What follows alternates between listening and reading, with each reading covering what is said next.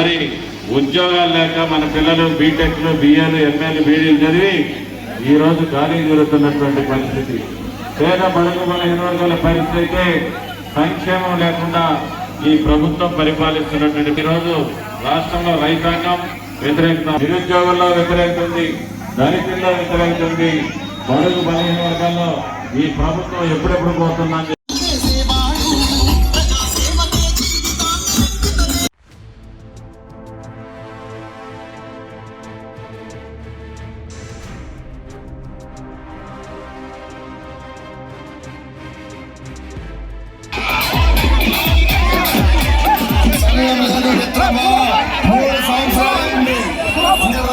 మరి ఉద్యోగాలు లేక మన పిల్లలు బీటెక్లు బిఏలు ఎంఏలు బీడీలు చదివి ఈరోజు ఖాళీ జరుగుతున్నటువంటి పరిస్థితి.